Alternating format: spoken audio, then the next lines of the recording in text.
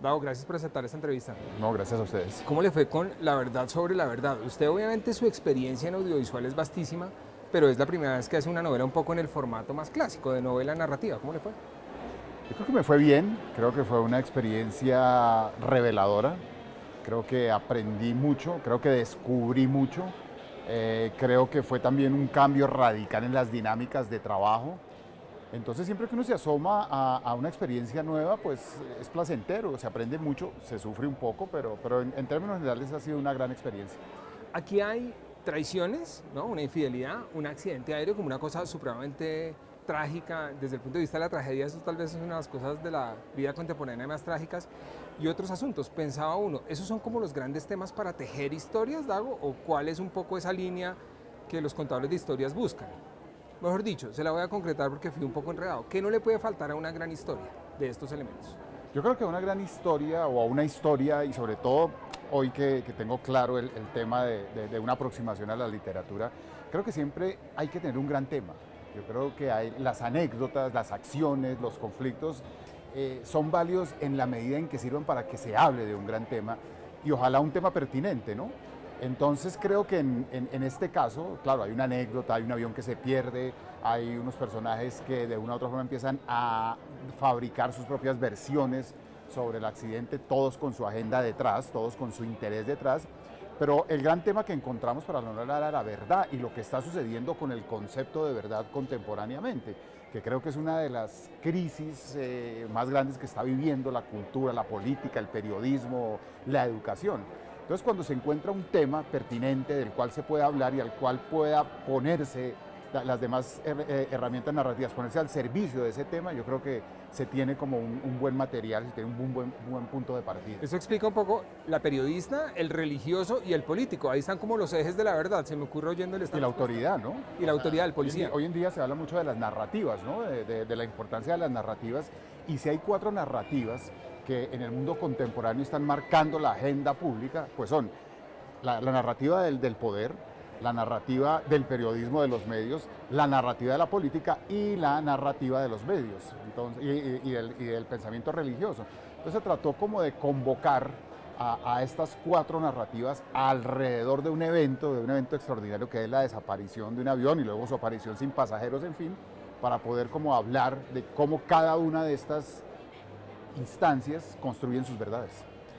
Le voy a llevar un poco al asunto de la primera pregunta y es, ¿dónde están las historias? Usted hace una película cada año en diciembre muy exitosa, a otras más, la lista es muy larga. ¿Cómo sabe dónde hay una historia? ¿Dónde apareció esta novela, por ejemplo? Las ideas aparecen en la cabeza de forma caótica y yo creo que se le pasa a todo el mundo. Todo el mundo tiene ideas, todo el mundo piensa en ideas, a todo el mundo se le ocurren cosas y las cosas se ocurren en los lugares y las circunstancias más inesperadas. Hay un dicho que dice que la cabeza es la loca de la casa, o sea, uno no controla la imaginación. Entonces las ideas están surgiendo permanentemente y eso no es una cosa que exclusivamente le pase a los escritores o a los guionistas, pero los escritores y los guionistas tienen como una habilidad especial para descubrir en las historias si hay, por ejemplo, grandes conflictos, si hay en las historias grandes temas, si hay en las historias grandes personajes. Yo creo que fundamentalmente una buena historia debe tener alguno de estos 3 componentes, o un gran tema, o un gran conflicto, o un gran personaje. Si los tiene los 3, la sacaste del estadio, maestro. Un día, hace unos años, Millás decía, el escritor español, que las grandes relatos de estas nuevas generaciones van a aparecer, por ejemplo, en los videojuegos. Usted trabaja en la industria del entretenimiento y usted ahora se aventura con una novela. Me parece ahí una vaina como para encontrar algo, cuál fue el hallazgo o qué le dice toda esa relación de dispositivos para contar. No, en el caso de la novela y en la relación que se tiene cuando escribe una novela con el editor, pues descubrí muchas habilidades en mi oficio y muchas falencias en mi oficio. Cuando se es escritor de televisión, básicamente, se desarrolla como cierto músculo creativo. O sea, el escritor de televisión escribe todos los días o escribe todos los días. El guión de televisión, el libreto, es la materia prima con el cual se pone en marcha absolutamente toda la industria y todo lo que está involucrado en él. Y si no hay guión, el desastre es total. Entonces, como que el escritor de televisión desarrolla metodologías, desarrolla trucos para todo el tiempo estar teniendo historias que contar. Pero también se pierden muchas cosas, ¿no? Se pierde, por ejemplo, el rigor en la descripción. Ahorita hablábamos antes de empezar la entrevista de cómo cuando escribes audiovisual, la imagen te resuelve el 80% de la descripción. En la literatura hay que describir porque el lector tiene palabras, no tiene imágenes y tiene que reconstruir la imagen a partir de las claves que le das en la descripción con palabras. Entonces ese placer o esa habilidad o esa necesidad de describir con palabras es una cosa que muchas veces los guionistas perdemos y que forma parte fundamental de la literatura. Las dinámicas de trabajo, los tiempos. Un guionista de televisión tiene que escribir un guión en 3 días, en 4 días. Nosotros nos demoramos escribiendo la novela 8 meses, yendo y viniendo y deteniéndonos donde había que detenerse. Entonces el manejo del tiempo y el oficio es totalmente diferente. Me interesa un poquito andar en esa parte técnica porque seguramente es interesante para mucha gente. Por ejemplo, ¿usted sabía qué iba a pasar con los personajes de esta novela, que ya los enumerábamos ahorita? ¿Usted sabía para dónde iba la historia o ese método cómo fue? Digamos que ese pragmatismo de tener claro el destino de los personajes y desde el destino construirlos es muy de la dramaturgia y muy de la dramaturgia audiovisual. En el caso de la literatura, bueno, es mi primera experiencia en la literatura y ya veremos si fue acertada o no fue acertada, pero desde esta primera experiencia tuve la posibilidad de trabajar en otro sentido e ir descubriendo el destino de los personajes a medida que los iba escribiendo. Por supuesto hay una idea general de qué se quiere contar y una idea general de hacia dónde debemos ir. De hecho yo no tenía claro dónde iba a terminar la novela y tampoco tenía claro dónde iban a terminar los personajes.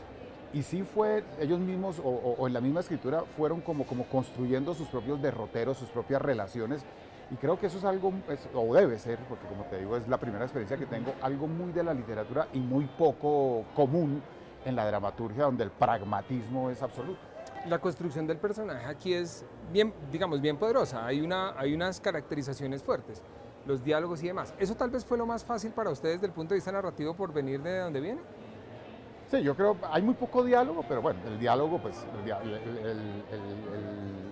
especialmente en la televisión, los dramaturgos de televisión se expresan el 80% con el diálogo. La televisión es un medio auditivo. Pero, digamos, en la construcción de los personajes sí hubo una cosa más interesante, o no más interesante, sino diferente con respecto a la dramaturgia, y es la posibilidad de meterse en el interior de los personajes y contarle al lector qué están pensando y qué están sintiendo los personajes. Eso en la dramaturgia se resuelve mediante las acciones y mediante la interpretación del actor. Aquí es súper interesante cómo se puede navegar mediante la palabra en esa interioridad de los personajes, y eso también fue como un descubrimiento, un reto, una dificultad y al final también un placer, ¿no? Una enseñanza. Y otra, similar los espacios, Bogotá y Medellín. También se preguntaba uno cómo le resultó técnicamente construirlos. Ahí en ese caso fue como de las mayores ayudas que tuve de Juan David, porque Juan David es un observador del espacio público muy sensible. El tipo sabe mirar los espacios y era de las críticas que más me hacía, ¿no? Deténgase y describa la ciudad, y me ayudaba un poco porque, claro, yo soy muy acelerado, yo soy muy ansioso y yo no me detengo a mirar. Claro, cuando él me decía, por ejemplo, en esta calle hay esto, hay esto, hay esto, como que yo decía, miércoles, ¿verdad? ¿No? Como que yo nunca lo había visto y como que... Eso lo hacía la cámara en tu otro... No, y en la vida cotidiana, digo, yo mismo. Okay. Yo soy de una ansiedad absolutamente insoportable y detenerme a describir la ciudad, a describir las calles, a describir los lugares, fue como también un ejercicio personal de detenerme a mirar el espacio y a detenerme también a mirar el espacio como experiencia individual. Bien, Dago, obviamente hay muchos temas obligatorios con usted. Uno se acuerda de las definiciones que hacían en los 90s de la novela y de la novela colombiana y mexicana y se acuerda que nos catalogaban como que éramos unos duros. Hoy en día en Netflix hay una cosa principal que se rompió, muchas, pero hay una que me llama la atención y es el pacto un poco de espera. La gente ya no tiene que hacer la cita diaria a las 9 de la noche para ver su telenovela, sino se puede clavar toda la serie de una. ¿Ese es el principal cambio? ¿Usted qué otra cosa siente importante? Porque siento que las historias son las mismas, ¿o no? Sí, está ocurriendo una cosa que nadie esperaba, está ocurriendo una cosa que es como una sorpresa para toda la industria. Y es que lo que se está demostrando es que las historias de la televisión tienen más de una vida. ¿A qué me refiero? Cuando empezaron el cuento de las plataformas se anunció los santos óleos para la televisión abierta. Y hoy en día la televisión abierta y las plataformas están estableciendo unas relaciones de mutuo beneficio estratégico. Y lo que hacemos nosotros para televisión abierta, que se consume con un horario que nosotros imponemos, luego viajan a las plataformas y vuelven y se consumen en otra manera de, como dice usted, de relacionarse con el producto. Lo que quiere decir es que ninguna de las dos lecturas que haga el público de los contenidos, ya sea en la televisión o en las plataformas, anula la otra. Y tenemos casi todos los contenidos que hacemos, ponemos en nuestra pantalla, son exitosos en nuestra pantalla, van a las plataformas y son exitosos en las plataformas. Incluso estamos teniendo productos que repetimos en el canal abierto, funcionan, y repetimos en las plataformas y funcionan. Que es un descubrimiento, porque siempre pensamos que el producto de la televisión abierta era un producto fugaz, que se veía y chao. Diferente al libro o al cine. Hay mucha gente que sus películas favoritas vuelve y las ve. O hay mucha gente que sus libros favoritos vuelve y los visita pasado un tiempo. Eso es lo que estamos descubriendo que también ocurre con el contenido de la televisión. Y eso también en los Estados Unidos ocurre con Friends, con Seinfeld, con una cantidad de contenidos que vuelven y se pone y la gente vuelve y los ve.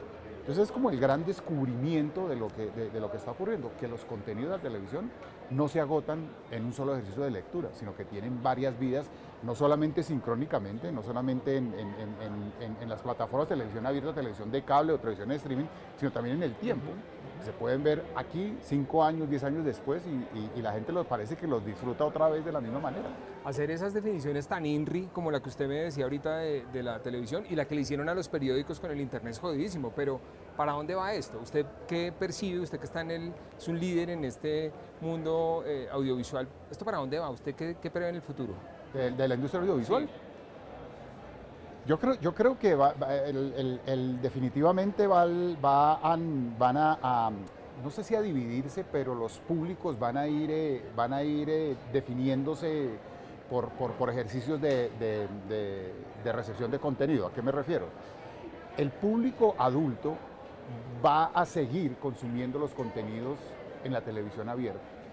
El público joven va a ir migrando hacia las televisiones de plataforma. Pero lo que también hemos venido descubriendo es que cuando usted crece, se devuelve. ¿Sí? No es que si usted se acostumbró a ver contenido en streaming, va a llegar a viejo viendo contenido en streaming, sino que como que el hábito de consumo refleja también la madurez del individuo. Parece ser, porque estamos en procesos todavía recientes como para poder hacer un análisis y un análisis serio, parece ser que a medida que usted se va haciendo adulto, su interactividad con el contenido se vuelve un poco más perezosa. Como usted prefiere que le programen, prefiere que le digan, prefiere que le digan cómo hacerlo, y se va perdiendo como esa actitud medio frenética del joven. Activa y tal. Parece ser, pero pues estamos todavía, como le digo, tan recientes que hacer un análisis es peligroso. Y ya terminando, el modelo colombiano, que es similar al de los canales públicos antiguos con estas programadoras, ahora los canales privados con no especializados, telenovelas, deportes, noticias, exacto. ¿Ese modelo cómo lo ve? ¿Porque tiende a desaparecer o sigue? Pues no, porque finalmente si nos fijamos en lo que está ocurriendo en las televisiones abiertas, no solamente colombianas, sino en las televisiones de México o la US Hispanic en los Estados Unidos o Brasil, la televisión abierta está en un buen momento. La televisión abierta sigue siendo la televisión que más convoca público. O sea, ninguna plataforma, hablando de públicos específicos del país, llega ni al 10% de lo que puede convocar la televisión abierta en sus horarios de mayor encendido. Un horario de prime time en televisión puede fácilmente convocar 10 millones de espectadores al frente del televisor o 10 millones de hogares, ¿cierto? Una plataforma con suerte llega al millón. Entonces digamos que que yo creo, y retomando un poco la pregunta que hacía anterior, yo creo que hacia donde vamos es a una convivencia de diferentes formas de consumir la televisión, ¿cierto? Una convivencia de la televisión abierta con la televisión de cable, con la televisión de streaming, dividiéndose no solamente en públicos, sino también momentos del día. Yo no sé si a usted le pasa, pero a mí sí y a muchas gentes que no vemos exclusivamente uno de los medios de televisión. Hay unas cosas que yo veo en plataforma, hay unas cosas que veo en televisión abierta y hay unas cosas que veo en streaming. Y soy el mismo consumidor. Bueno, ¿y entonces qué? ¿Va a volver a estos fueros después de esta experiencia o qué? Pues claro, si la editorial me da la oportunidad, ahí les caigo, ahí les caigo porque sí fue una gran experiencia y todavía creo que me queda mucho por aprender y qué bueno poder hacerlo de la mano. ¿Ya hay ideas para otra novela, Dago? ¿Sí? ¿Usted cuántas historias tiene al tiempo listas para contar? No sé, en este momento estoy trabajando en una obra de teatro que estreno en agosto.